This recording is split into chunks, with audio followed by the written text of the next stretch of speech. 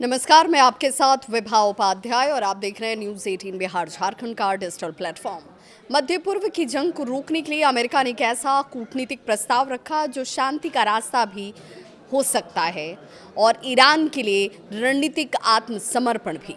America ने Iran के सामने 15 शर्तें रख दी हैं। अगर ईरान इन्हें मान लेता है तो जंग रुक सकती है, आर्थिक प्रतिबंध हट सकते हैं और उसकी अर्थव्यवस्था को एक बड़ी राहत मिल सकती है। लेकिन अगर ईरान ने इन शर्तों को नहीं माना, वैसे हालात में परिस्थितियां क्या होंगी इसका अंदाजा आप लगा सकते हैं। सवाल तो ये भी कि अगर इन शर्तों को मान भी लिया तो क्या वो अपनी सैन्य ताकत और क्षेत्रीय प्रभाव को खो देगा। और सबसे बड़ा सवाल तो ये है कि क्या ईरान को लीबिया के गद्दाफी जैसा अंजाम मिलने का डर सता रहा है। इसी पर आज बात करेंगे और अमेरिका कि इन 15 शर्तों को भी जानेंगे कि क्या 15 शर्तें अमेरिका की तरफ से लगाई गई हैं या यूं कहें कि इन शर्तों को रखा गया है। इनका ईरान पर क्या असर होगा और क्या ये समझौता वास्तव में शांति का रास्ता हो सकते हैं या एक रणनीतिक जाल के तौर पर इसे समझा या देखा जाए। मध्य पूर्व इस वक्त बेहद तनावपूर्ण दौर से गुजर रहा है। इजराइल और ईरान के बीच बढ़ता हुआ टकराव, गाजा युद्ध और क्षेत्र में सक्रिय कई सशस्त्र गुट, इन सब के बीच अमेरिका ने कोशिश की है कि हालात को कूटनीतिक रास्ते से संभाल लिया जाए और इसी कोशिश के तहत अमेरिका ने ईरान के सामने रख दी है 15 शर्तों वाला एक प्रस्ताव। लेकिन ये प्रस्ताव जितना शांति का वादा करता है उतना ही ईरान की रणनीतिक ताकत पर सवाल भी खड़े करता है। अमेरिका की 15 शर्तें क्या हैं? सबसे पहली शर्त है, अमेरिका की इन 15 शर्तों से आप ये भी समझेंगे कि इन शर्तों के जरिए अमेरिका चाहता क्या है। तो पहली शर्त है, ईरान को 1 महीने का सीज फायर करना होगा। दूसरी, अपने परमाणु कार्यक्रम को लगभग खत्म करना होगा। तीसरी, यूरेनियम संवर्धन पूरी तरीके से रोकना होगा। चौथी, सभी न्यूक्लियर सामग्री जिसमें इंटरनेशनल एटॉमिक एनर्जी एजेंसी को सौंपनी होगी।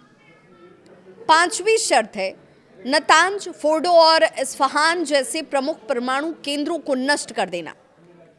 छठी शर्त, IAEF को ईरान के अंदर पूरी जांच की आज़ादी देना। सातवीं शर्त रखी गई अमेरिका की तरफ से, ईरान को अपनी प्रॉक्सी रणनीति को छोड़ देना होगा, यानी हमास, हिजबुल्लाह और हुती जैसे संगठनों से रिश्ते उसे खत्म करने होंगे। आठवीं शर्त रखी गई, इन संगठनों को फंडिंग और हथियारों की सप्लाई ईरान को बंद करनी होगी। नौवीं शर्त के तौर पर स्टेट ऑफ हॉर्मुज़ को अंतर्राष्ट्रीय जहाजों के लिए खुला रखने का वचन होगा।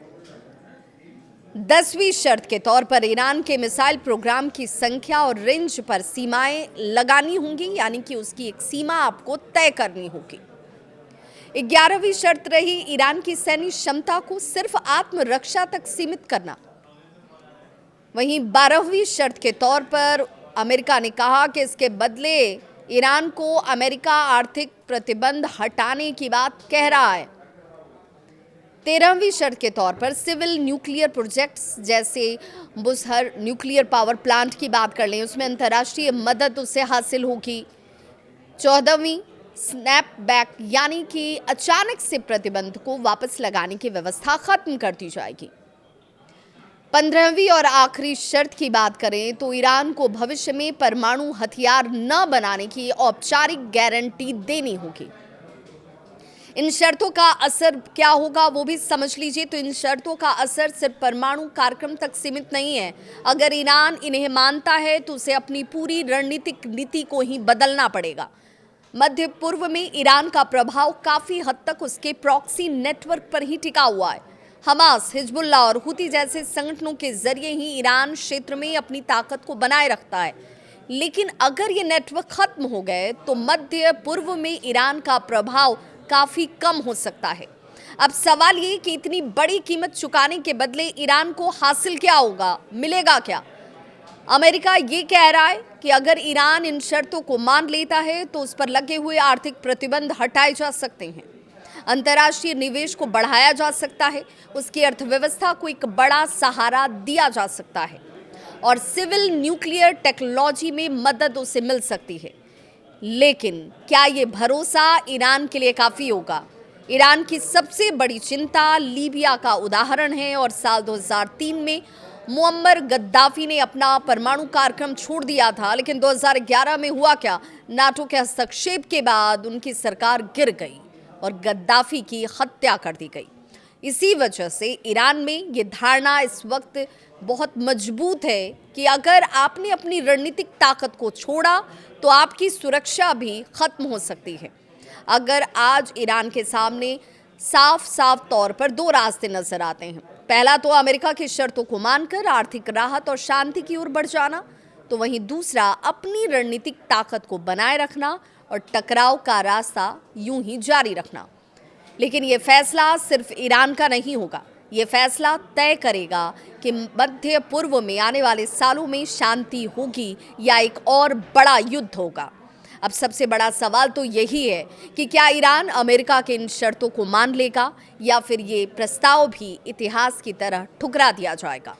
और अगर समझौता नहीं हुआ तो क्या मध्य पूर्व एक और बड़े युद्ध की तरफ बढ़ रहा है? इस पर आप क्या सोचते हैं? कमेंट सेक्शन में अपनी राय ज़रूर बताएं। अगर आपको ये वीडियो पसंद आए तो इसे लाइक और शेयर ज़रूर करें।